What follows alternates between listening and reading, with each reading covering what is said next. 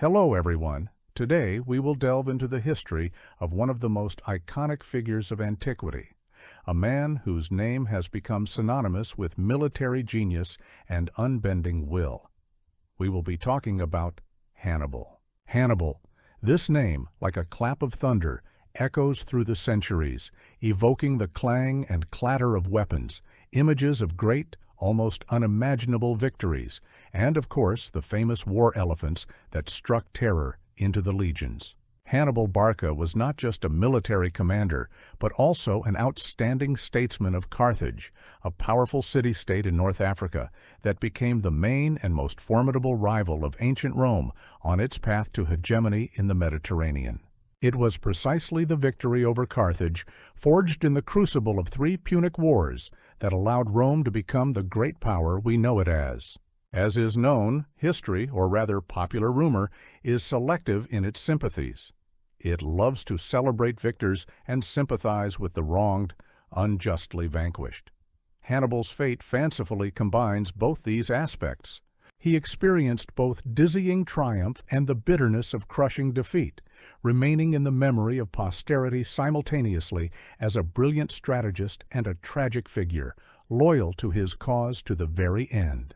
Much has been written about him, but here is a paradox. Almost all accounts of his life and deeds have come down to us exclusively from the pens of his sworn enemies, the Romans.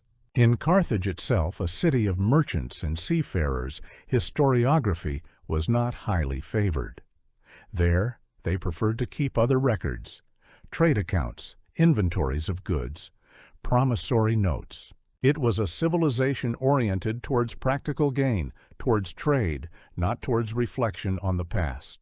Despising biography as a genre, the Carthaginians, according to some accounts, for a time even condemned Greek traditions of written history and imposed a ban on the study of the Greek language, fearing foreign cultural influence. Their pragmatism went so far that, according to some ancient authors, philosophical and historical works were considered a useless waste of time and resources if they did not bring immediate commercial profit.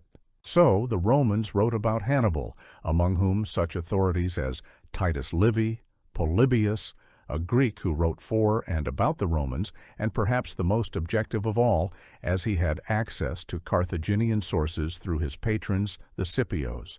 Cornelius Nepos and Pliny the Younger stand out. And what is astonishing, even they, narrating about the Republic's fiercest enemy, could not help but give him his due. The Romans understood perfectly well. Victory over a weak, insignificant opponent would not have brought them glory. But to overcome a titan like Hannibal, that was truly a great achievement, a subject of national pride, a testament to the invincibility of the Roman spirit and military might. Polybius, for example, strove for objectivity, analyzing the causes of the successes and failures of both sides, and his work is an invaluable source, despite its pro-Roman orientation. Such a major, almost mythical figure as Hannibal inevitably acquires a symbolic, mythological trail in history. Who does not know the expression Hannibal's oath? It is interesting that in pre-revolutionary Russia, the pronunciation Annibal was common, not Gannibal, which is closer to the Greek rendering of the name. How exactly this name sounded in the mouths of his contemporaries, with a Phoenician or Punic accent, Hannibal, we, alas, can only guess. This winged phrase has become synonymous with firm, unwavering determination to fight to the end, a promise to invariably follow one's ideals, even in the face of mortal danger. And this is not just a beautiful metaphor. Hannibal, indeed, as a mere 9-year-old boy, took that very sacred oath of eternal enmity towards Rome, which his father, the great Hannibal Barca, demanded of him, and he remained true to this oath throughout his stormy life, full of battles and wanderings. Furthermore, he is famous as a brilliant military commander whose military art is studied to this day. Modern military historians analyze with admiration his strategy, refined tactical maneuvers, and sophisticated military ruses, which he successfully employed against Roman consuls. His well-developed intelligence is particularly noted. Hannibal had reliable informants everywhere, spies from local tribes, defectors, and merchants who delivered invaluable information about the enemy's plans, numbers, and movements. He skillfully used the psychological factor, sowing panic and uncertainty in the enemy's ranks. And, of course, his personal courage, his ability to share all the hardships of campaigns with his soldiers, from hunger and cold to the risk of being killed in the first line of attack, inspired the army. The Battle of Cannae, for example, is still considered an unsurpassed classic of military strategic thinking and tactical behavior on the battlefield. Some researchers even draw parallels between Cannae and the Battle of Stalingrad, noting similar principles of encirclement and destruction of superior enemy forces, although, of course, the scales and technological levels of the wars were incomparable. Finally, the famous Latin expression Hannibal ante portas, Hannibal at the gates, has also survived. These words, full of genuine terror, resounded in Rome again, centuries after Hannibal's own life, during Spartacus's revolt, when a mortal threat once again loomed over the eternal city. This phrase is a living memory of the panic-stricken fear that the mere sight of the Carthaginian commander and his army instilled in the most powerful and warlike nation of the ancient world. This fear was so profound that Hannibal's name was used by Roman mothers to frighten disobedient children long after his death. Carthage, Hannibal's homeland, was a city-state, a thriving colony founded by emigrants from Phoenicia, a narrow coastal strip on the eastern shore of the Mediterranean Sea, where Lebanon and northwestern Syria are now located. It was there that their famous metropolises once shone. Sidon, Byblos. On its site now stands the Lebanese Jbeil, and, of course, the mighty Tyre, modern Sur in Lebanon, famous for its trade in purple dye and glass. It is enough to recall with what incredible effort and perseverance Alexander the Great besieged the impregnable Tyre, built on an island, to appreciate the resilience and enterprise of the Phoenicians. It must be said that Hannibal was born only 76 years after the death of Alexander the Great in 247 BCE. This time interval was filled with the Hellenistic wars of the Diadochi, the heirs of Alexander's empire, and the active spread of Greek culture. Having become a renowned military leader, Hannibal undoubtedly studied the campaigns of the Macedonian conqueror, as well as works on military strategy available at that time. For example, the writings of Pyrrhus of Epirus, another formidable enemy of Rome. According to a tradition recorded by Plutarch, when Scipio Africanus asked Hannibal whom he considered the greatest commander, Hannibal named Alexander the Great first, Pyrrhus second, and himself third. When Scipio with a smile inquired where he would have placed himself if he had defeated Scipio, Hannibal replied, "Then I would have placed myself ahead of Alexander." This statement, even if apocryphal, accurately reflects the scale of his ambitions and his awareness of his own place in history. The Phoenicians, pressed by powerful neighbors, primarily the Assyrian and Neo-Babylonian empires, and then Persia, were forced to seek new lands and markets. Skilled traders and unsurpassed seafarers of antiquity, they actively settled throughout the Mediterranean. Their colonies, like pearls, were scattered from Cyprus and the coast of Asia Minor to Sicily, Sardinia, the Balearic Islands, and the southern coast of Spain, Iberia, all the way to the Atlantic Ocean. They were particularly attracted to the fertile island of Sicily, then not yet belonging to Rome and a bone of contention, and the strategically important coast of North Africa. It was precisely in North Africa, in the territory of modern Tunisia, that emigrants from Tyre in the 9th century BCE, the traditional date is 814 BCE, founded Carthage, the new city, which we know as Carthage. Over time, this colony not only gained independence from its metropolis, but also itself became the center of a vast trading empire, subjugating other Phoenician settlements in the region and extensive territories inhabited by Libyan tribes. The place where proud Carthage once stood, with its mighty walls, magnificent temples, and bustling harbor, is now a suburb of the modern city of Tunis.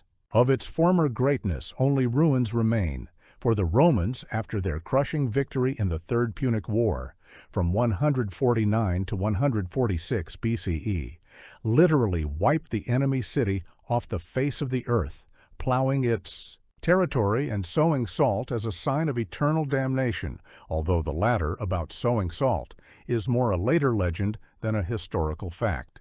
And Hannibal is the hero of the Second Punic War, from 218 to 201 BCE, the most fierce and bloody of the three. The name Punic comes from the word punix, in Latin poeni, puni, so the Romans called the Carthaginians, distorting the Phoenicians' own name for themselves. By the 3rd century BCE, Carthaginian culture represented a unique synthesis of ancient Eastern, Phoenician heritage, language, religion, trading traditions, and actively penetrating Hellenistic influences, art, architecture, philosophy, military affairs. It was a huge, by ancient standards, metropolis. Its population, according to some estimates, reached 700,000 people, including inhabitants of suburbs and agricultural lands, while in Rome at that time lived less than 300,000. Rome was then only beginning its path to the status of the world's first power, unifying Italy under its rule. Carthage, on the other hand, was already a recognized trade intermediary between the East, Levant, Egypt, and the West, primarily resource-rich Spain, Iberia, from which it drew silver, copper, tin, and other valuable goods, as well as mercenaries, for its army. Control over sea routes and trading posts was the basis of its prosperity. Hannibal was born, as already mentioned, in 247 BCE into the family of one of the most outstanding Carthaginian military leaders and statesmen of his time, Hamilcar Barca. The nickname Barca, meaning lightning, comparable to the Hebrew Barak, was given to Hamilcar for the swiftness of his actions and decisions. The Barcid family was one of the noblest and most influential in Carthage, tracing its lineage, according to tradition, to one of the companions of the legendary Queen Elissa, Dido, the founder of the city. Elissa, over time, was deified, and in the Carthaginian pantheon was identified with the supreme goddess Tanit, patroness of fertility, the moon, and navigation. The Barcids led the so-called military or patriotic party, which advocated active expansion and irreconcilable struggle with Rome. Hamilcar Barca was immensely proud of his 3 sons, whom he, according to Plutarch, called lion cubs reared for the destruction of Rome. Hannibal was the eldest. He was given one of the most common Punic names, theophoric in nature. Hannibal translates as Baal is gracious to me, or gift of Baal. And Baal, more precisely, Baal-Hamon, Lord of the Altar, was the supreme god of the Carthaginian pantheon, god of the sky, sun, fertility, but at the same time, formidable and sometimes terrifying in his demands on his worshippers. Hannibal's childhood was spent not in pampered and wealthy Carthage, but in the harsh conditions of military camps in Iberia, a country then still wild, inhabited by warlike and freedom-loving tribes. His father, Hamilcar, after Carthage's humiliating defeat in the First Punic War, focused his efforts on creating a new resource base and springboard in Spain. He constantly waged war, expanding Carthaginian possessions, making alliances with some tribes and subjugating others. The atmosphere in Hamilcar's camp was imbued with the spirit of revenge and preparation for a new war. Young Hannibal, from an early age, saw the harsh soldier's life, participated in training maneuvers, learned to wield weapons, sword, spear, javelin, and ride a horse. He watched his father command the army, conduct negotiations, resolve disputes, punish, and reward. This was the best school for a future commander. Hannibal had 2 younger brothers, who also bore telling names. Hasdrubal, Baal helps me, would later take an active part in Hannibal's Italian campaign, then lead the Carthaginian forces in Spain after his brother's departure, and would be killed in the Battle of the Metaurus in 207 BCE, failing. To link up with Hannibal's main forces, Mago, Gift, would also be a loyal comrade in arms to Hannibal, commanding part of his army in Italy, and would die of wounds received in battle after Hannibal's recall to Africa. Besides his brothers, Hannibal had 3 sisters, whose names history has not preserved as clearly. However, the husband of one of them, Hasdrubal the Fair, so nicknamed for his appearance and affability, a talented diplomat and skilled administrator, played a very noticeable role in the fate of his young brother-in-law, becoming Hamilcar Barca's successor as commander-in-chief in Spain after his death. It was Hasdrubal the Fair who founded New Carthage, modern Cartagena, an important port and administrative center of Carthaginian possessions in Iberia. There is a well-known historical anecdote, retold by Roman authors. Once, Hamilcar Barca, watching the games of his 3 young sons, Hannibal and his brothers, said with pride and grim determination, "These are the lion cubs I am raising for the destruction of Rome." These words, even if they are a later insertion, perfectly reflect the atmosphere of revanchism and hatred for Rome that reigned in the Barcid family and was passed down from generation to generation. What is this idea of the destruction of Rome? Where did it come from? And why did it take such deep root? The political structure of Carthage in the 3rd century BCE differed significantly from that of Rome. Rome, having completed the process of unifying Italy under its rule, was gradually moving towards the democratization of republican institutions, albeit with strong aristocratic vestiges. The Romans prided themselves on the fact that the people, populus Romanus, through their assemblies, comitia, and elected magistrates, consuls, praetors, tribunes, participated in the governance of the state. Carthage, on the other hand, was a strictly oligarchic republic. Real power belonged to a narrow circle of the wealthiest and noblest families, who formed the Council of Elders, Gerousia or Aeder, often referred to as the Council of 30, or even the Council of 104, a kind of Senate, and elected 2 suffects, the highest civil officials, whose powers were similar to consular ones in Rome, but without direct military command in peacetime. As Hannibal's later fate would show, this oligarchy, represented mainly by the commercial aristocracy and large landowners, was not only conservative but also extremely greedy for power and money, often placing its clan and commercial interests above state and military needs. Particularly strong were the positions of the so-called Peace Party, led by Hanno the Great, who advocated maintaining the status quo, developing trade, and avoiding risky military adventures, especially against Rome. This party was opposed by the Barcids and their supporters, who relied on the army and the popular masses, who yearned for revenge. This oligarchic republic appointed a military commander, strategos, but his power depended heavily on the support of the army, successes on the battlefield, and the balance of power in Carthage itself. And the Carthaginian army, unlike the Roman citizen militia, was predominantly mercenary.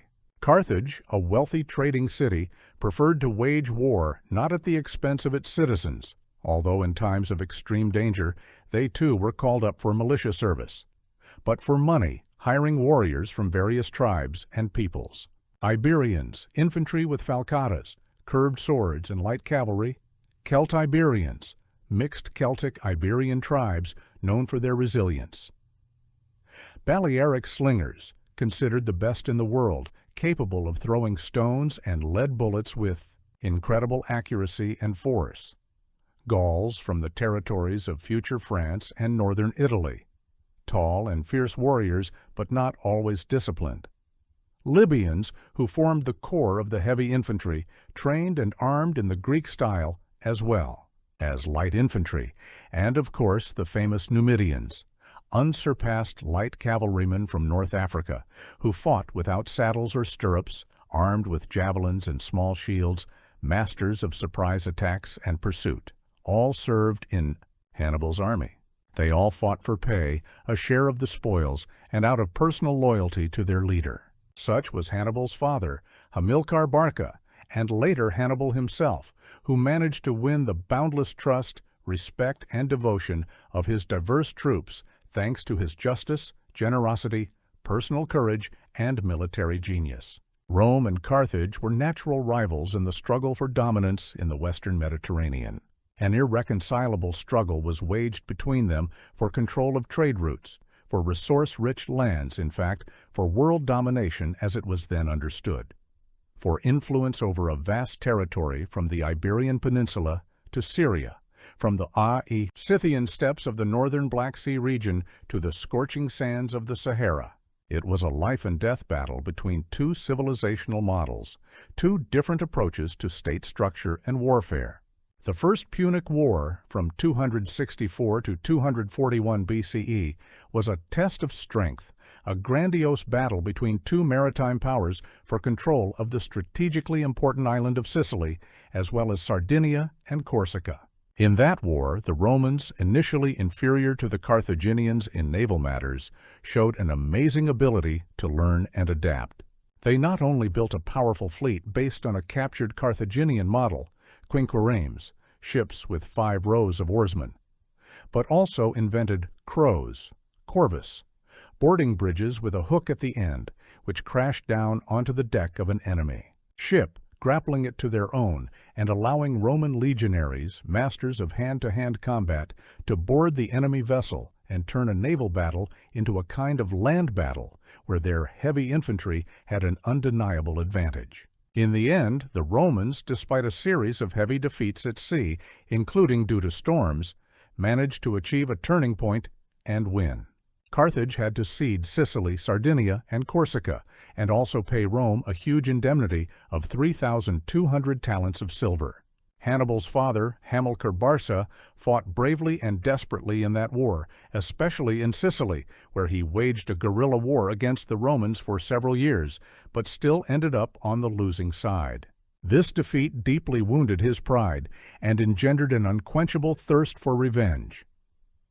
After the war, he set out with the remnants of his loyal troops to Spain to create a new base for Carthage there and a source of resources for a future war. He waged continuous wars with the local warlike and harsh tribes, Iberians, Celtiberians, Lusitanians. There, he managed to capture the rich silver mines of the Sierra Morena, which allowed him not only to maintain his army and regularly pay his mercenaries, but also to send part of the income to Carthage, strengthening his political position and financing his party. However, Hamilcar himself viewed his Spanish conquests primarily as preparation for the inevitable new decisive war with Rome. The commander's children, Hannibal and his brothers, constantly lived in a military camp, absorbing the harsh atmosphere of war from an early age, learning military art, horsemanship, weapon handling, as well as the basics of tactics and strategy. As for Hannibal's general education, it is difficult to judge due to the scarcity of sources. Apparently, he was also taught by private tutors, among whom there were probably Greeks, perhaps a Spartan named Sosilas, as Cornelius Nepos mentions, who taught him Greek language and literature, and also accompanied him on campaigns and wrote a history of his deeds. This work has not survived. He undoubtedly studied the languages necessary for communication with representatives of the various peoples who were part of the Carthaginian army and empire: Phoenician, Punic, Greek, Iberian, and Celtic dialects. It is known that he was fluent in Greek and possibly several Iberian dialects. According to his Roman biographer Cornelius Nepos, Hannibal even composed several books in Greek, probably dedicated to military matters or the history of campaigns, in particular about the deeds of Gnaeus Manlius Vulso in Asia. By books in antiquity, of course, were meant not tomes in the modern sense, but manuscripts that fit on one or several papyrus scrolls. Hannibal's childhood symbolically ends at the moment he takes his famous oath. Was this scene staged as dramatically as ancient sources, Polybius and Livy, describe? We do not know for sure. Details may have been embellished by later authors to enhance the effect. But undoubtedly, some significant event occurred that determined his entire subsequent fate.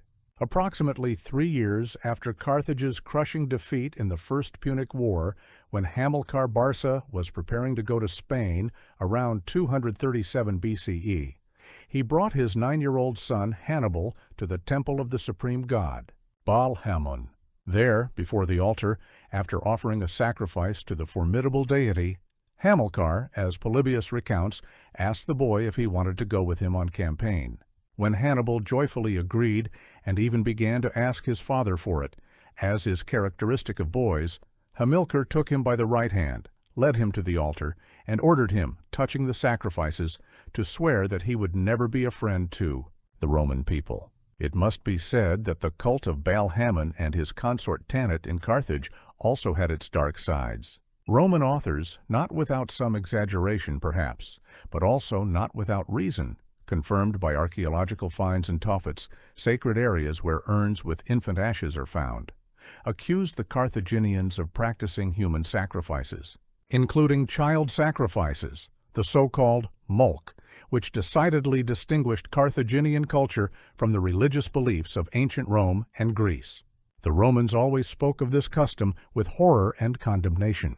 In Carthage, according to archaeological evidence and written sources, in times of special need or danger, infants, most often firstborns from noble families, could indeed be sacrificed to the gods. They were burned in special sacred areas, Tophets, and it was believed that they went straight to the gods, appeasing their wrath.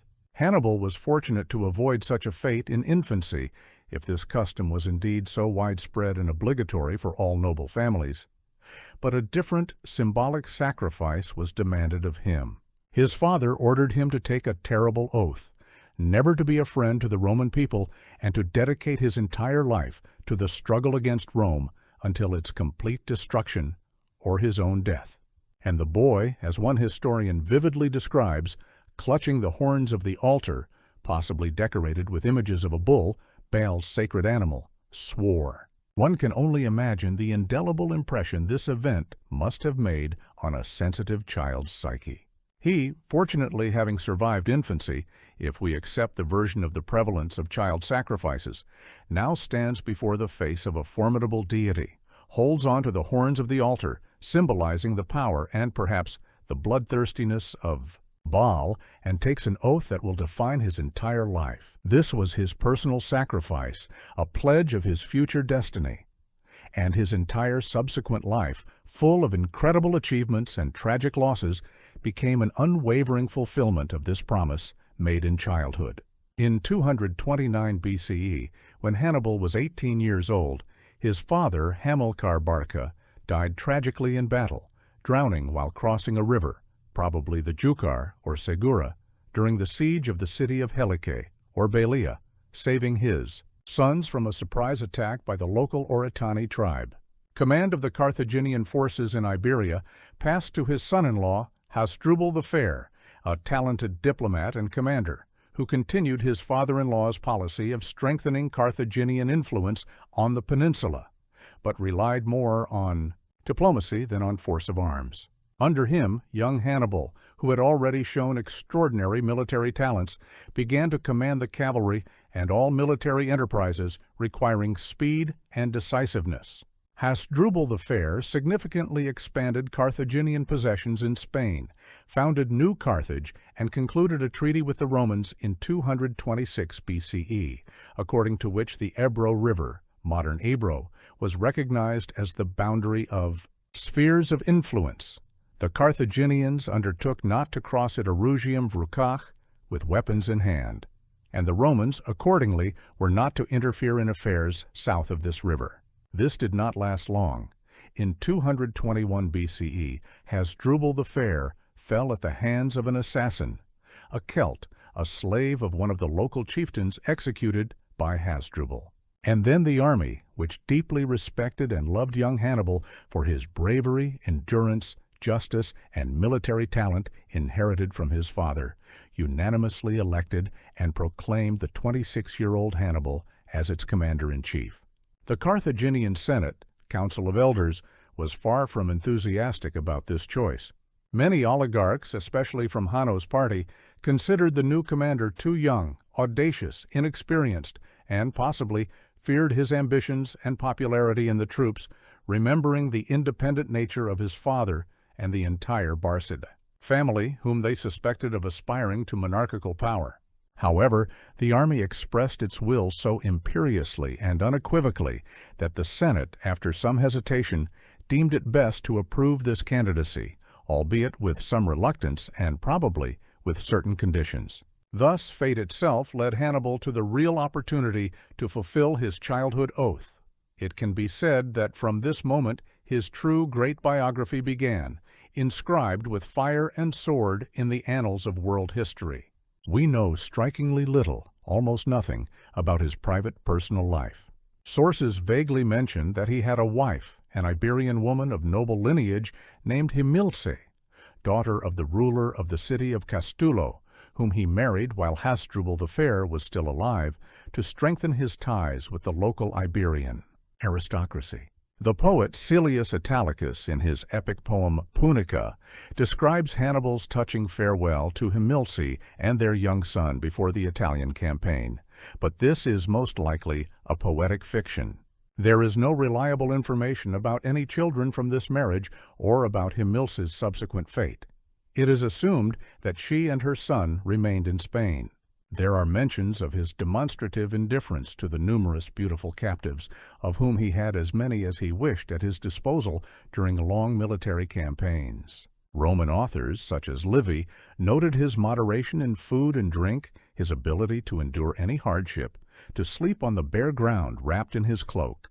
It was even rumored that, based on his asceticism and lack of interest in carnal pleasures, one might doubt his hot African origin.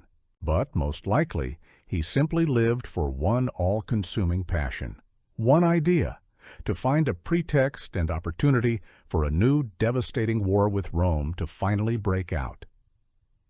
His personal life, it seems, was completely subordinated to this great goal. Hannibal, having become commander-in-chief, immediately proceeded to complete the subjugation of those regions of Spain south of the Ebro that did not yet submit to Carthage.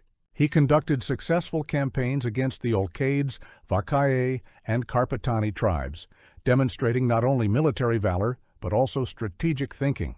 Then he deliberately behaved defiantly and audaciously towards Roman envoys who were trying to limit Carthaginian expansion in Spain and protect their allies. It did not help.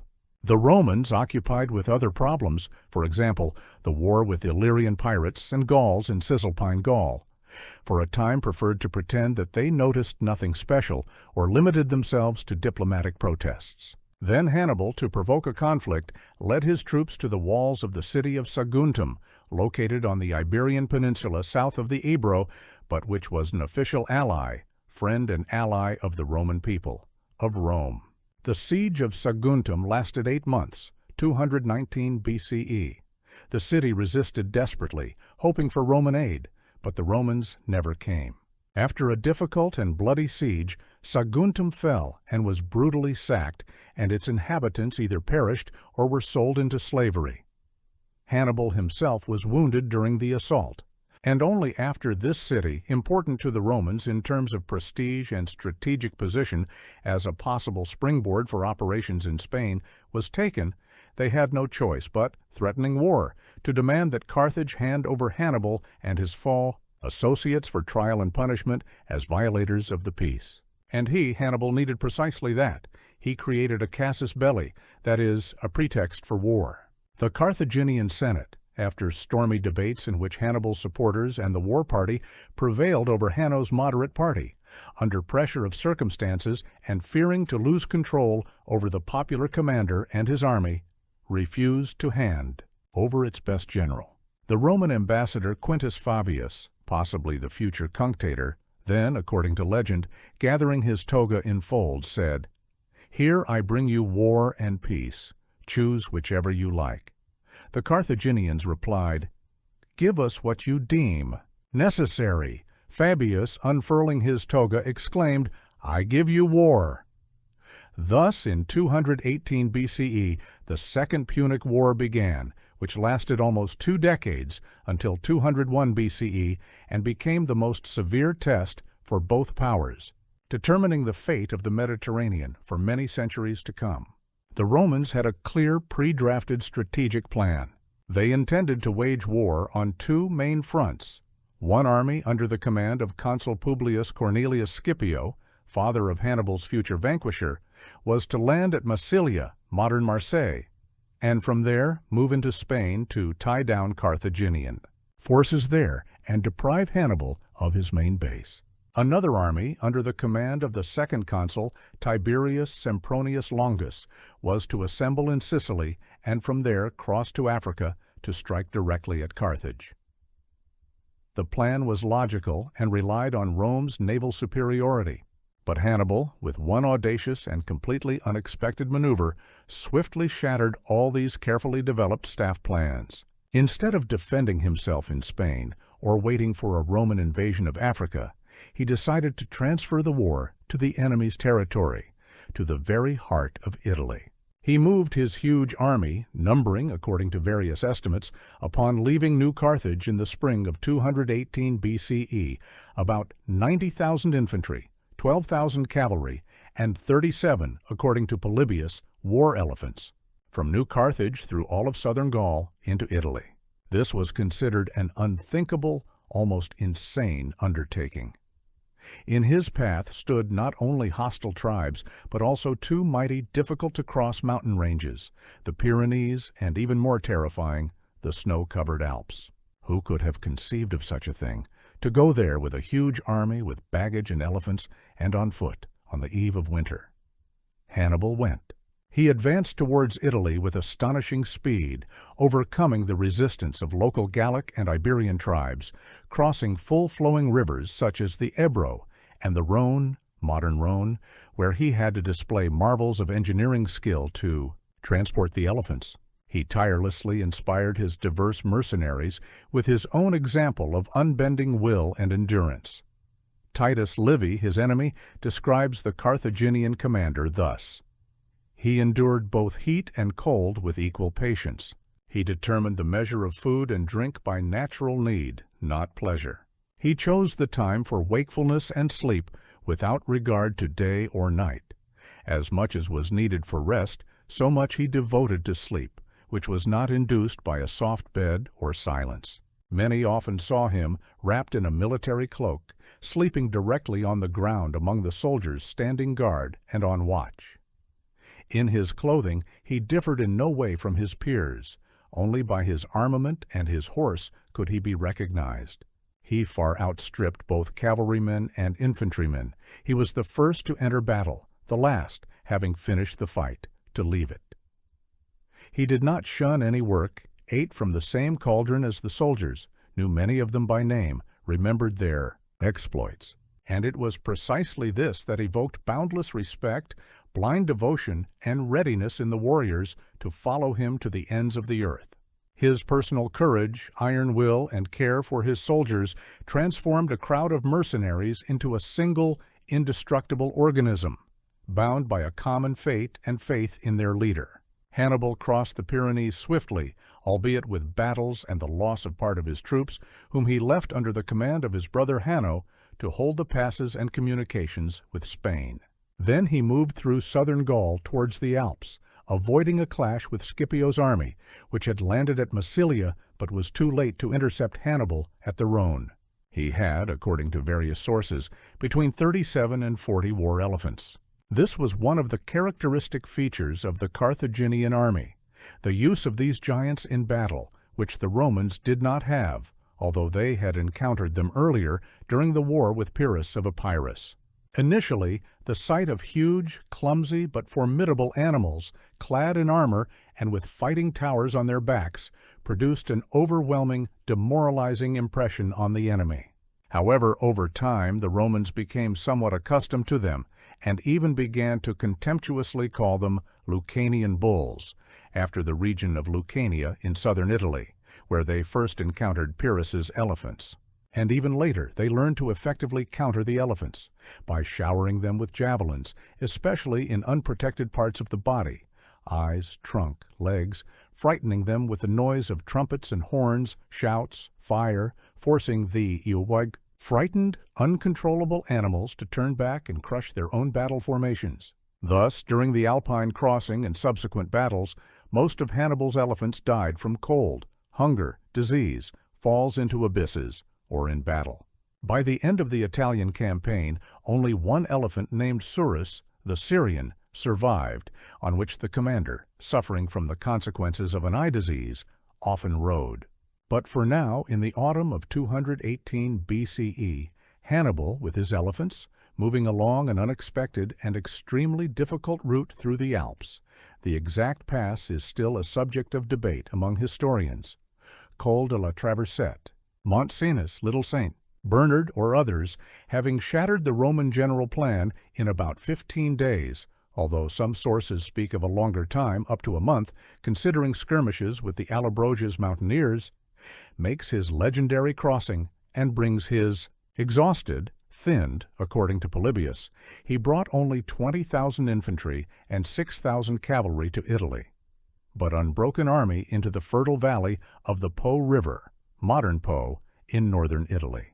The losses were enormous. According to some estimates, he lost up to half of his army from battles with mountaineers, cold, avalanches, and diseases.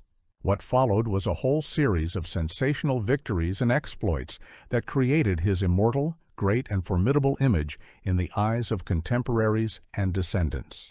Having crossed the Alps, he, figuratively speaking, fell like snow on the heads of the surprised Romans in Cisalpine Gaul, northern Italy, in the Po River Valley. The local Gallic tribes, Insubres Boii, only recently conquered by Rome and dissatisfied with its rule, for the most part joyfully greeted Hannibal as a liberator and began to swell the ranks of his army, providing him with food and information.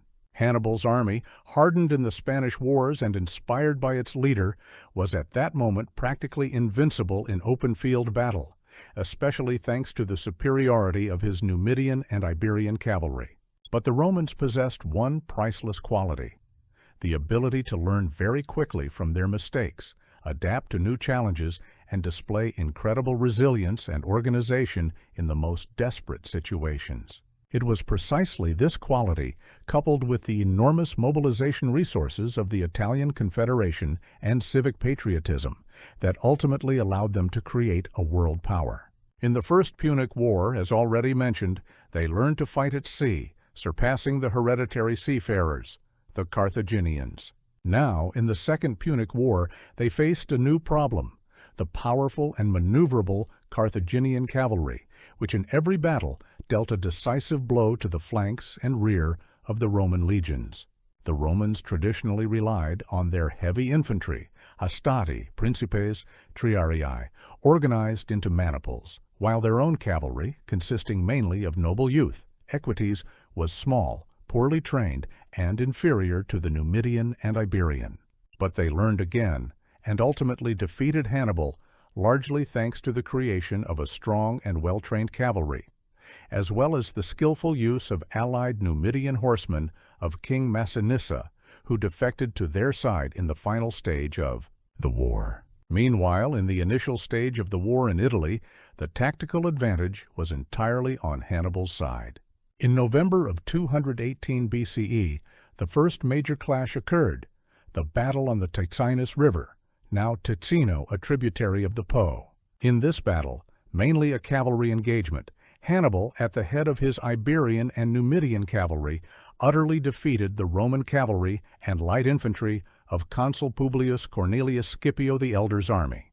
The consul himself was severely wounded by a spear and nearly died, but was saved, according to one version, by his 17-year-old son, the future Scipio Africanus, who led him out of the battle, according to another, by a Ligurian slave. This victory immediately raised Hannibal's authority among the Gauls.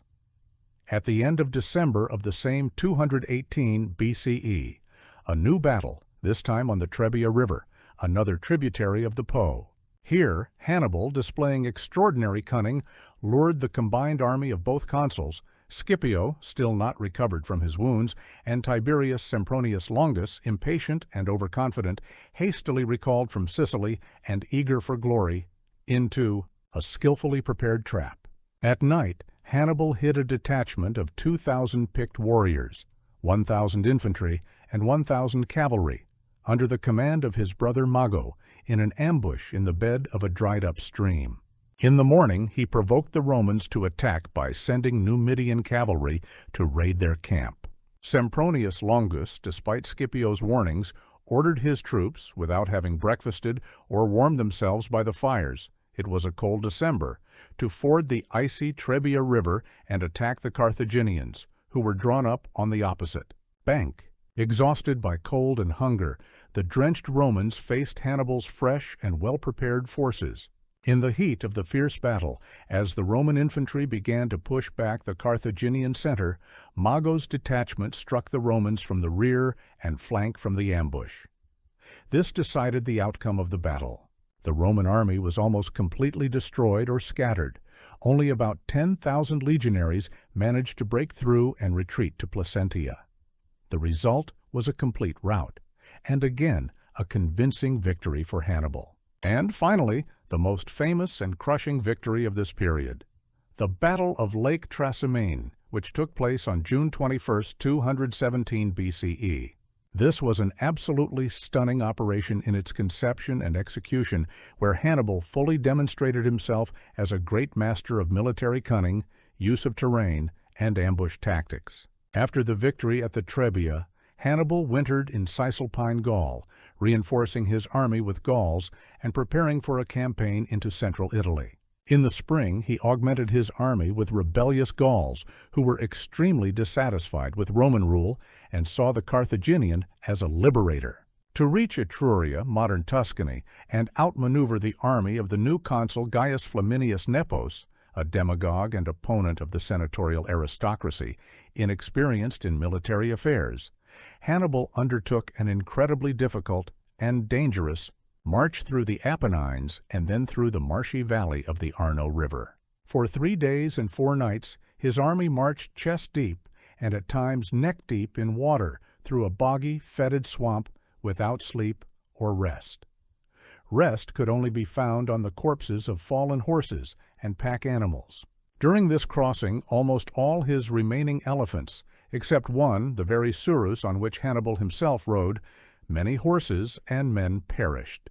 Hannibal himself, from dampness, overexertion, and infection, possibly ophthalmia, developed a severe inflammation of his right eye, which led to the complete and irreversible loss of sight in that eye. But he did not give up and continued to personally lead the army. Thanks to this completely insane but brilliant maneuver, Hannibal outflanked Flaminius's Roman army, which was stationed at Arretium, and the defensive positions prepared by the Romans in the mountain passes. He got behind Flaminius and began to demonstratively ravage Etruria, provoking the impatient consul to battle. Flaminius, unwilling to be branded a coward and eager to give battle as soon as possible, rushed in pursuit of Hannibal without proper reconnaissance and neglecting precautionary measures. Hannibal lured him into a narrow valley on the northern shore of Lake Trasimene, wedged between the lake and steep wooded hills. He had previously positioned his main forces, heavy infantry, Gauls, Iberians, on these hills, blocking the exit from the valley, and hid his light infantry and cavalry in the folds of the terrain along the road the Romans were to take. Early in the morning of June 21st, when a thick fog, condensed over the lake, concealed the Carthaginian positions, the Roman army, stretched out in a long marching column, unsuspecting, entered this deadly trap. When the head of the column ran into the barricade and the tail was still being drawn into the valley, Hannibal gave the signal to attack.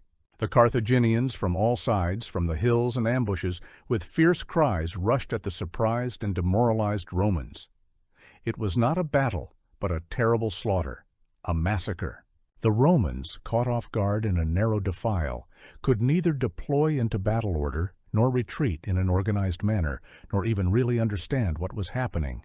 Consul Flaminius himself, fighting bravely in the front ranks, was killed by a Gallic horseman named Ducarius at the very beginning of the skirmish. About 15,000 Roman legionaries were mercilessly slaughtered on the spot, or drowned in the lake trying to swim to safety. Another 15,000 were taken prisoner. Only a small vanguard of 6,000 men managed to break through, but they too were surrounded and surrendered to Maharbal's cavalry the next day. The Carthaginians lost only about 1,500 to 2,500 men, mostly Gauls. This was a complete and unconditional victory for the commander, a man who displayed incredible strength of spirit, strategic foresight, and tactical skill, and who overcame unimaginable hardships of war to achieve his goal. All of central Italy lay defenseless before Hannibal. It seemed Rome was doomed. The road to the Eternal City was open. Terror gripped Rome when news of the disaster at Lake Trasimene reached the city. However, Hannibal, to the surprise of many then and now, again did not march on Rome. Instead, after giving his army a short rest, he moved east towards the Adriatic coast and then south into Apulia and Samnium, fertile regions of southeastern Italy. He needed time to restore the strength of his exhausted army, to replenish it with Rome's Italian allies, whom he hoped to win over with promises of freedom and independence, and to re-equip his army with captured Roman weapons and armor. Moreover, he probably understood that to besiege such a large and well-fortified city as Rome, with its numerous population capable of defense, he lacked sufficient forces, siege equipment, and a secure rear. His strategy was not to storm Rome, but to destroy the Italian Confederation, deprive Rome of its allies and resources, and force it to peace on terms favorable to Carthage. The Romans, seized with terror and despair after 3 crushing defeats in a row, in accordance with the state of emergency, tumultus, elected a dictator, the highest official with unlimited powers, for a term of up to 6 months. He was the experienced and respected patrician Quintus Fabius Maximus Verrucosus. He soon received the nickname Cunctator, meaning the delayer. In fact, he was a very sensible and far-sighted politician and military leader. He understood that to engage in an open general battle with the brilliant Hannibal, whose army was at the peak of its combat capability and morale, was suicide for Rome. Instead, Fabius Maximus chose the only correct tactic in those circumstances, the tactic of attrition, avoiding major battles and waging a war of exhaustion. He constantly followed Hannibal's army, keeping at a safe distance, usually in mountainous terrain where the Carthaginian cavalry could not operate effectively. He avoided general battles, but constantly harassed Hannibal's army with small attacks on foragers and straggling detachments, intercepted convoys, hampered supplies, waged a small war, trying to exhaust the terrible enemy, deprive him of initiative, and prevent him from gaining a foothold on Italian soil. Once Fabius even managed to trap Hannibal in a narrow gorge in Campania, but the Carthaginian commander cleverly escaped the trap by tying torches to the horns of a herd of oxen at night and directing them towards the Roman posts, creating the appearance of a breakthrough elsewhere. With this strategy of his, Quintus Fabius Maximus Cunctator resembles the tactics of Hannibal Barca de Tolly, who exhausted Napoleon's army during the Patriotic War of 1812, or the tactics of George Washington against the British in the American War of Independence. And in these cases, such a tactic, although unpopular with the people and among impatient politicians eager for immediate and decisive victory, ultimately proved to be quite sensible and effective, as it allowed for the conservation of strength and the gaining of time. But cunctators, delayers, are usually not liked. They are considered cowards, indecisive, and even almost traitors. Roman society, especially the plebs and part of the equestrian order, who craved immediate victory and revenge for the humiliation suffered, was extremely dissatisfied with Fabius. His caution was perceived as weakness and indecision. Fabius's master of horse, Marcus Minucius Rufus, an ambitious and popular man among the people, openly criticized the dictator and demanded active measures. The Senate, under pressure from public opinion, took an unprecedented step, equating Minucius with the dictator in rights, which led to the division of the army, and almost ended in a new catastrophe when Minucius, having engaged in battle with Hannibal, was saved only by Fabius's timely intervention. Upon the expiration of Quintus Fabius Maximus's 6-month dictatorial term, he was removed from sole command, and power once again passed to 2 consuls elected for 216 BCE. Lucius Aemilius Paulus, an experienced patrician, a supporter of Fabius's tactics, and Gaius Terentius Varro, a plebeian upstart, a demagogue who advocated an immediate and decisive battle. According to custom, the consuls were to command the army alternately, each on his own day. And ahead lay another, the most terrible and most famous Roman defeat, the Battle of Cannae, which took place in Apulia in the southeastern part of Italy on August 2, 216 BCE. This battle entered all military history textbooks as an example of Hannibal's tactical genius and a classic example of the complete encirclement and annihilation of a numerically superior enemy army. The Roman army assembled from all over Italy was the largest Rome had ever fielded. According to various estimates, it numbered from 70,000 to 86,000 men, 8 legions and as many allied contingents. The Carthaginian army was significantly smaller, about 40,000 infantry, Iberians, Gauls, Libyans, and 10,000 superb cavalry, Numidians, Iberians, Gauls. The consuls, especially Varro, were eager to give a general battle. Hannibal, having occupied the town of Cannae on the Aufidus River, now Ofanto, chose an open plain for the battle, ideal for the operations of his cavalry. On the day when the impatient Varro commanded, the Romans attacked. They formed their infantry in an unusually deep formation, intending to break through the center of the Carthaginian army with a powerful battering ram. Hannibal, foreseeing this, formed his infantry in a forward-curving crescent, or arc, placing in the center, which was to receive the main blow of the Roman legions, his least steadfast mercenaries, Gauls and Iberians under his personal command, and that of his brother Mago. And on the flanks, somewhat behind, he concentrated his elite African, Libyan infantry, trained and armed in the Roman style with captured weapons. On the left flank, he placed the heavy Iberian and Gallic cavalry under the command of Hasdrubal, not Hannibal's brother, but another commander, the chief of cavalry. And on the right, the light Numidian cavalry under the command of Maharbal, or Hanno, son of Bomilcar, and he achieved the desired result. The Romans, confident in their numerical superiority and the power of their legions, struck with all their mass at the seemingly weak center of the Carthaginian formation. The center, consisting of Gauls and Iberians, began to slowly, by Hannibal's prearranged order, retreat in an organized manner as if bending under the Roman onslaught, but not breaking formation. The Romans, carried away by the pursuit and seeing apparent success before them, were drawn deeper and deeper into the Carthaginian battle order, which from a convex arc was turning into a concave one. The Roman legions, having broken through the first line, overwhelmed it and burrowed into the depths of the Carthaginian army, finding themselves in a tactical pocket, their flanks increasingly tightly enveloped by the wings of the Carthaginian infantry. Meanwhile, decisive events were unfolding on the flanks. Hasdrubal's powerful Carthaginian cavalry on the left wing swiftly attacked and routed the weaker Roman cavalry, consisting of citizen equites, under the command of Consul Aemilius Paulus. Then Hasdrubal, without wasting time, circled the battlefield and struck the rear of the allied Roman cavalry on the right wing, which was already engaged with Maharbal's Numidians. Having also routed this cavalry, all the Carthaginian cavalry, Iberian, Gallic, and Numidian, closed the ring in the rear of the Roman infantry, which by this time was already completely surrounded on the flanks by Hannibal's elite African infantry, which had turned inwards and attacked the compressed Roman flanks. The Roman army found itself in complete and hopeless encirclement, a double envelopment, or cannae pincers.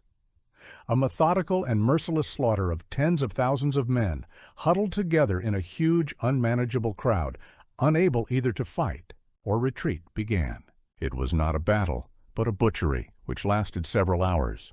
On that terrible day, according to various estimates, between 50,000 and 70,000 Roman soldiers and their allies perished, including Consul Lucius Aemilius Paulus, who, being severely wounded, refused to leave the battlefield and died. 2 former consuls, 2 quaestors, 29 military tribunes out of 48, and at least 80 senators or candidates for the Senate. Only a few managed to escape, including Consul Varro, who fled the battlefield with a small detachment of cavalry. Hannibal's losses amounted to about 6,000 to 8,000 men, mostly Gauls. The Roman army, in essence, ceased to exist as an organized force. It was the most devastating military catastrophe in all of Roman history, plunging the city into the deepest mourning and despair. After Cannae, many of Rome's allies in southern Italy, Samnites, Lucanians, Bruttians, part of the Greek cities of Apulia and Campania, including Capua, the second largest and wealthiest city in Italy after Rome, as well as Syracuse in Sicily, and the Macedonian king Philip V defected to Hannibal's side or made an alliance with him. It seemed that Rome's fate hung in the balance. Maharbal, Hannibal's cavalry commander, allegedly said to him after the battle, "You know how to win, Hannibal, but you do not know how to use victory. If you march on Rome immediately, in 5 days you will be feasting on the capital." But Hannibal again did not march on Rome. Why? Historians still debate this. Perhaps he still lacks sufficient siege equipment to storm such a large and well-fortified city. Perhaps he still hoped that Rome, broken by a series of terrifying defeats and the loss of allies, would itself sue for peace on terms favorable to Carthage, recognizing its hegemony in the western Mediterranean. Or perhaps he was waiting for reinforcements, primarily the promised army led by his brother Hannibal Barca, which was to come from Spain, following the same route through the Alps. But this reinforcement was delayed, as Hasdrubal was tied down by heavy fighting with Roman armies in Spain, under the command of brothers Gnaeus and Publius Scipio, father and uncle of the future Africanus, who, despite defeats in Italy, continued to operate successfully in the Iberian Peninsula, preventing the Carthaginians from transferring forces from there. In the end, when Hasdrubal finally managed to break through into Italy in 207 BCE, his army was intercepted and routed by the combined forces of 2 Roman consuls, Gaius Claudius Nero and Marcus Livius Salinator, in the Battle of the Har. Metaurus in Umbria, and he himself perished. Hasdrubal's head, cut off by Nero's order, was thrown by the Romans into Hannibal's camp, a cruel and unambiguous sign that his last hope for significant outside help had collapsed. Nevertheless, in 211 BCE, Hannibal did indeed approach the very gates of Rome. He undertook this demonstrative march on the city. His cavalry rode up to the Colline Gate to divert Roman forces besieging Capua, his main Italian ally, which was on the verge of falling. Real panic erupted in Rome, that same chilling cry, "Hannibal ante portas," Hannibal at the gates. All forces were mobilized for the city's defense. But again, he did not storm Rome. Perhaps it was just a military demonstration, a psychological attack, a bluff. He stood by the walls, symbolically threw a spear towards the city, ravaged the surroundings, and failing to lift the siege of Capua, withdrew, as continuing the siege without a siege train and sufficient forces was pointless. Capua soon fell and was cruelly punished by the Romans. Hannibal continued to maneuver through southern Italy, inflicting sensitive blows on the Romans where they least expected it, keeping significant territories under his control, but not receiving decisive reinforcements, either from Spain or from Carthage itself, where his opponents in the Senate were increasingly inclined to think about the need for peace. Rome gradually recovered.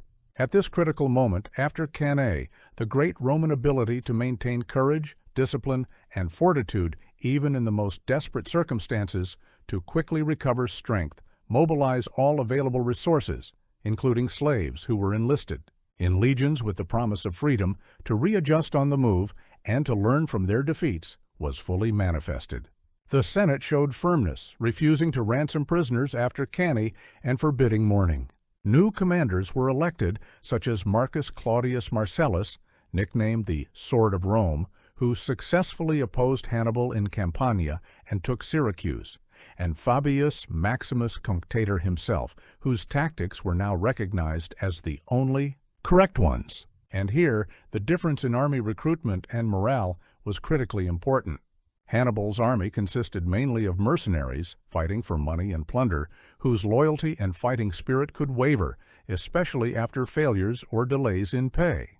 Prolonged stay in Italy, far from home, without significant reinforcements, also affected the combat capability of his veterans. Rome, on the other hand, was defended by its own citizens and loyal Italian allies, most of whom, especially in central Italy, remained loyal to Rome.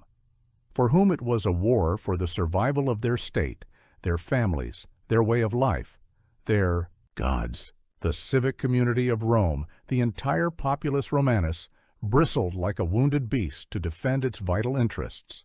And that very thing which Leo Tolstoy in War and Peace brilliantly called the spirit of the army, and the hidden warmth of patriotism, which ultimately decides the fate of a battle and the fate of a war, here, in this protracted and exhausting struggle, was on the side of the Romans. They did not lose heart, did not sue for peace, but, on the contrary, redoubled their efforts. While Hannibal, still awaiting significant reinforcements, continued his maneuvers in southern Italy, mainly in Bruttium, the most remote and inaccessible region, now without much strategic success but still remaining a formidable force, a lion in a cage, the Romans went on the counteroffensive in other theaters of war. They inflicted sensitive blows on Carthage in Spain, where the young and talented commander Publius Cornelius Scipio, son and nephew of the Scipios who died there in 211 BCE, the same one who saved his father at the Ticinus and survived at Cannae, managed to turn the tide of war in his favor. He was elected proconsul in Spain at the age of only 25, against all traditions. Scipio stormed New Carthage, 209 BCE, the main Carthaginian base in Spain, defeated the remaining Carthaginian armies in the battles of Baecula, 208 BCE, and Ilipa, 206 BCE, and effectively drove them from the Iberian Peninsula. The balance of power was gradually but steadily shifting in Rome's favor. And worst of all for Hannibal was that he was no longer supported from Carthage itself. The oligarchic government, the so-called Peace Party, led by Hanno the Great, which had always viewed the power and popularity of the Barcid family with suspicion and envy, was increasingly reluctant to allocate funds and reinforcements for continuing the war in Italy. They feared that Hannibal's excessive strengthening in the event of his final victory over Rome would lead to his establishment of a military dictatorship, or even a monarchy in Carthage, and deprive them of power and influence. Moreover, the war was ruining Carthaginian trade, on which their prosperity depended. Later, Hannibal himself would bitterly formulate it thus: "It was not the Roman people, so many times defeated and put to flight, but the Carthaginian Senate, with its intrigues and envy, that defeated Hannibal." This, of course, is an exaggeration, but there was a grain of truth in these words. He was not supplied with adequate funds, provisions, or reinforcements. He no longer had the comfortable financial situation that his father had once enjoyed, and that he himself had at the beginning of the war, thanks to control over the Spanish silver mines. These mines were now in Roman hands. Among the Carthaginian nobility, the fear grew that such a renowned commander, almost deified by the army, would become mortally dangerous for the oligarchic republic, that is, for their own power. Oligarchy always prefers that all those in power be more or less equal to each other, so that they can rule collectively, together, clenching the country in their greedy, self-serving fist. And an outstanding personality, rising above them with his genius and authority, embarrasses, alarms, and frightens them. It was not that they openly harmed Hannibal, but they had long ceased to provide him with the support he had a right to expect, and which was vitally necessary for continuing a war of attrition against such a tenacious and resourceful opponent as Rome. And Hannibal increasingly felt the impossibility of continuing to deliver those crushing blows that he had inflicted on Rome in the early years of the war. His army was dwindling from battles, diseases, and desertions, and adequate reinforcements were not forthcoming. He was forced to rely more and more on local Italian allies, whose reliability was not always high. Furthermore, among the Romans, as already mentioned, a truly talented and energetic commander had appeared. Publius Cornelius Scipio the Younger, who, after his brilliant victories in Spain and subsequent invasion of Africa, would receive the honorary cognomen Africanus. He was a worthy opponent to Hannibal, having carefully studied his tactics and managed to find an antidote to them. Scipio proposed a bold and risky plan to the Senate: to transfer the war to Carthage's own territory, to Africa, to force the Carthaginians to recall Hannibal from Italy to defend their native city. Despite the opposition of Fabius Maximus and other cautious senators, Scipio's plan was approved. And in 204 BCE, the Roman army under Scipio's command, appointed consul, landed in Africa, near Utica. The Carthaginian Senate, seized with panic after a series of defeats inflicted by Scipio on Carthaginian troops and their Numidian allies, King Syphax, recalled Hannibal and his brother Mago, who was operating in Liguria, to their homeland to defend it. In general, from the point of view of defending Carthage, this was a logical and the only possible decision. But thereby, he was prevented from continuing the war on Italian territory, where, despite all difficulties, he still posed a serious threat and tied down significant Roman forces.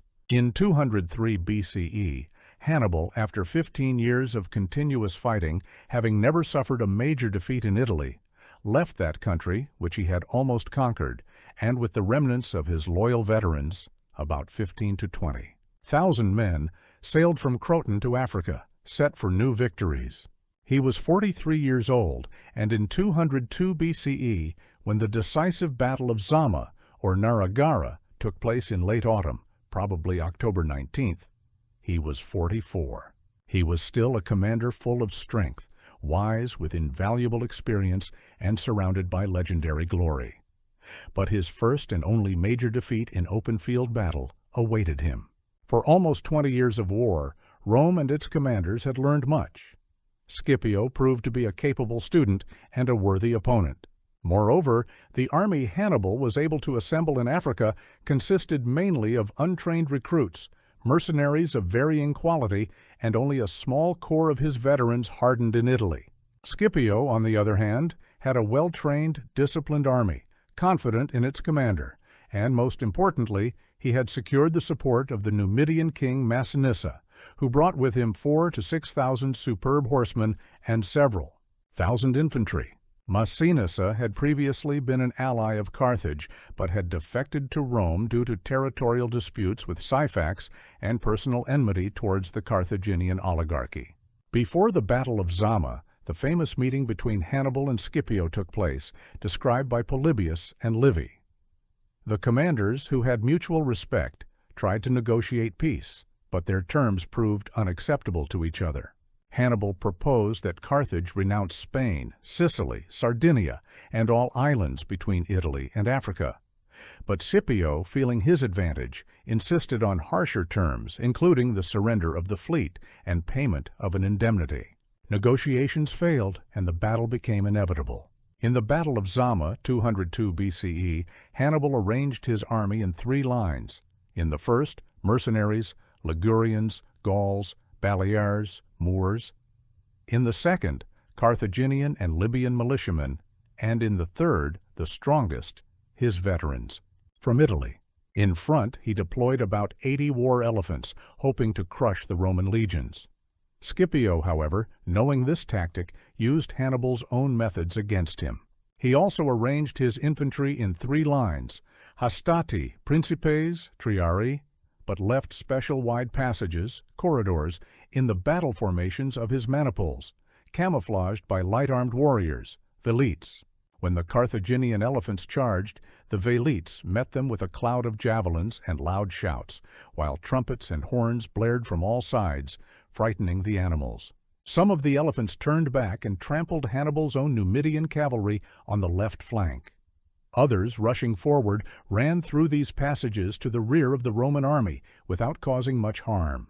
Then the Roman, and especially importantly, Massinissa's Numidian cavalry, which now had numerical superiority, attacked and routed the Carthaginian cavalry on both flanks, Numidians on the left and Carthaginian citizens on the right, and pursued them as Hannibal's own cavalry often did.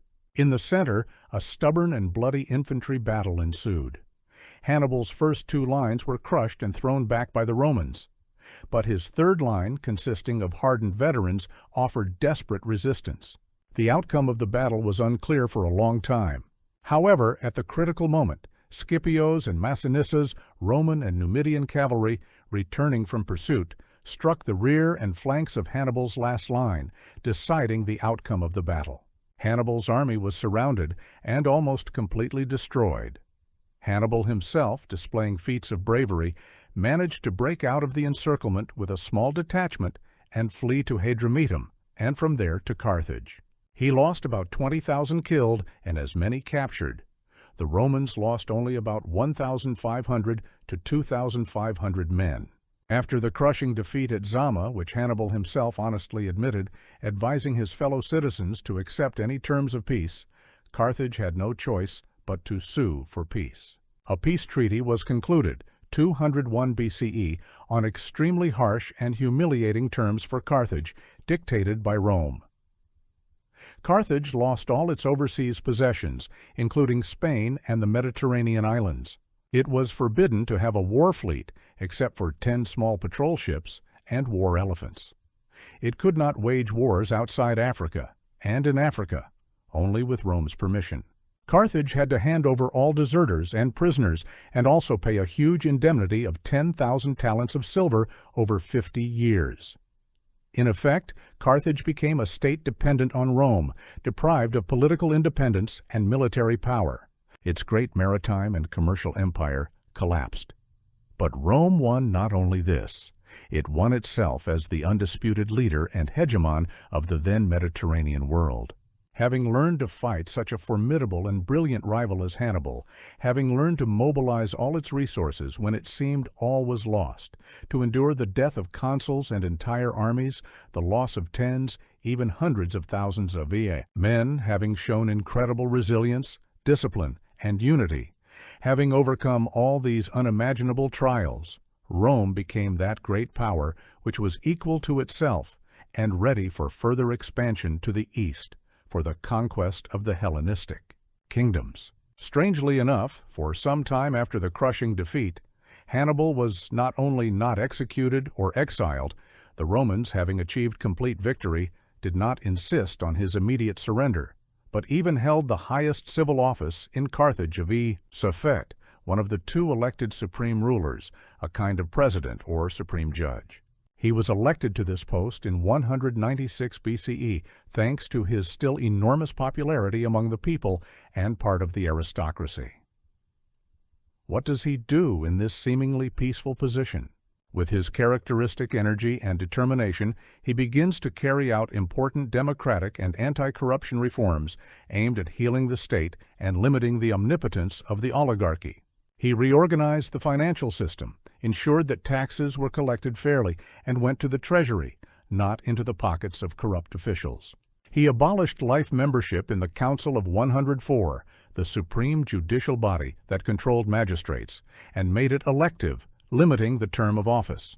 He fought corruption and embezzlement by those very noble and wealthy circles who profited from the war, evaded taxes, and probably secretly colluded with enemies, sabotaging his military efforts in Italy. He put finances in order, ensured that the huge indemnity to Rome was paid not at the expense of new unbearable taxes on the common people, but from funds seized from corrupt officials and oligarchs, and from the income from state lands. These measures allowed Carthage to recover economically quite quickly.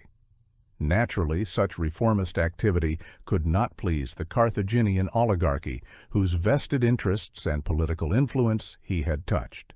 They began to weave intrigues against him and inform the Romans that Hannibal was allegedly preparing a new war, secretly communicating with the hostile to Rome Syrian king Antiochus III the Great, and dreaming of revenge. The Romans, who never forgot or forgave their most dangerous enemies, and who suspiciously watched the revival of Carthage, even economic, readily listened to these denunciations. They demanded from the Carthaginian government the surrender of Hannibal. Very soon, he received reliable information that the Carthaginian authorities, frightened by Roman threats and wishing to get rid of the inconvenient and too popular reformer, intended to meet the long-standing Roman demands and hand him over to the victors. In 195 BCE, Hannibal, who was then 52 years old, in order not to fall into the hands of his sworn enemies, was forced to secretly flee Carthage on a ship he had prepared in advance.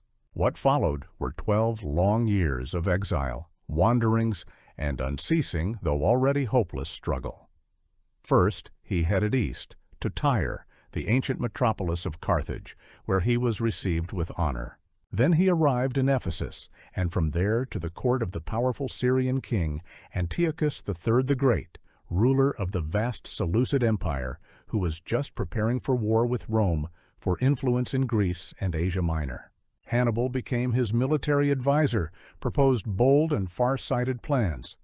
In particular, the organization of an anti-Roman coalition involving Macedonia and other Greek states, as well as the landing of an expeditionary force in Italy to reignite the revolt there. He even offered himself as commander of this force. However, Antiochus, an overconfident, proud man surrounded by flatterers, treated the brilliant exile with suspicion, fearing his fame and influence, and did not fully heed his advice, preferring to act according to his own discretion.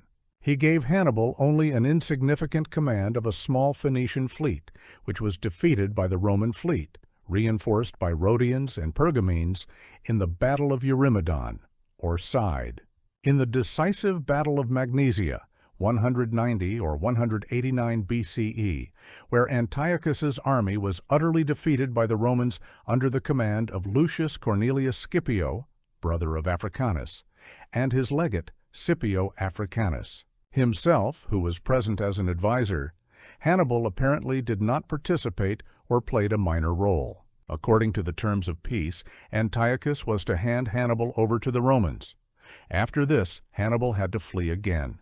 He found temporary refuge in Crete, and then, according to some accounts, with the rulers of Armenia, where, according to tradition recorded by Plutarch and Strabo, he helped King Artaxias I choose a site and draw up a plan for a new capital, Artaxata, on the Araxes River, which was called the Armenian Carthage.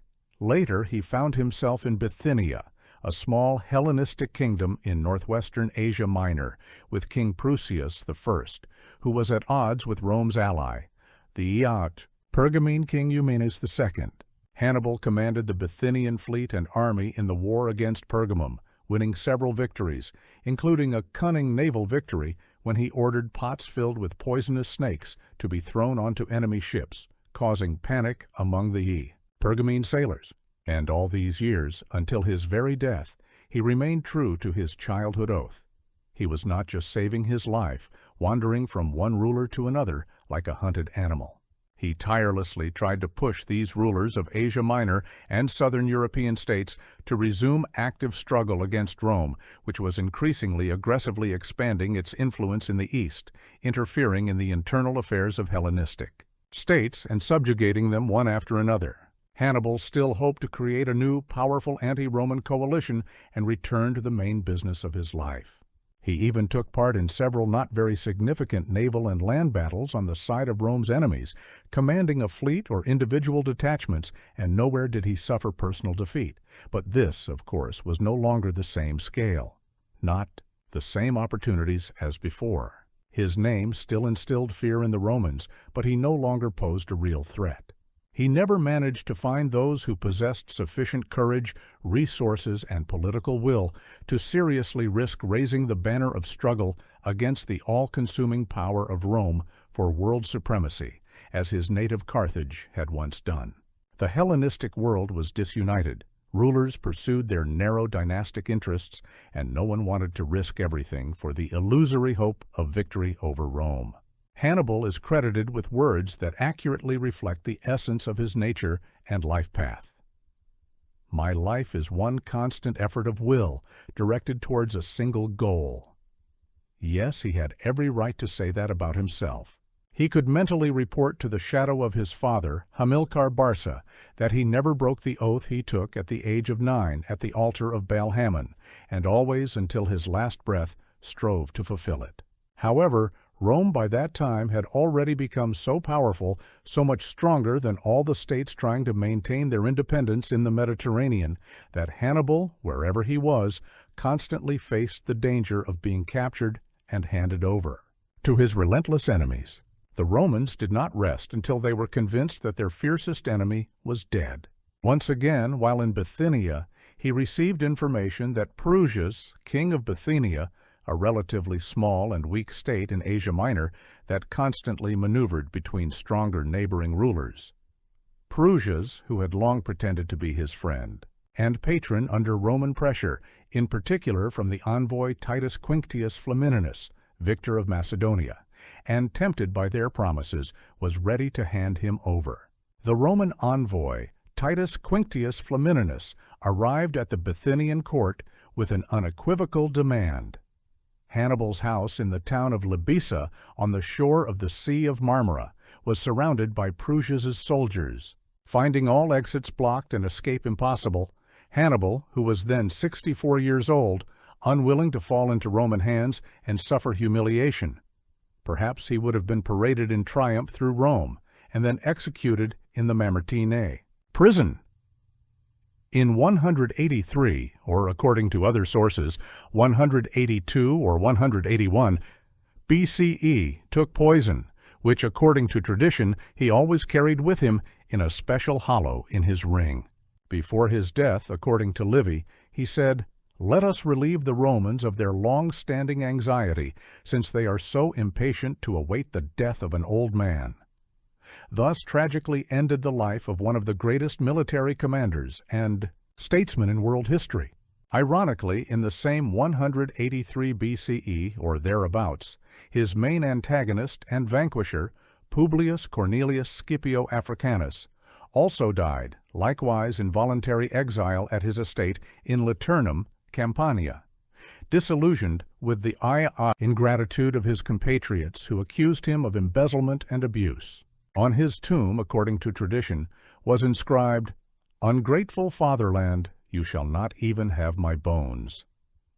The great Roman politician, philosopher, and orator Marcus Tullius Cicero, who lived a century later, said of Hannibal, "Our ancestors drove this man from his fatherland, but we see that he, our enemy, is glorified in our writings and lives in our memory."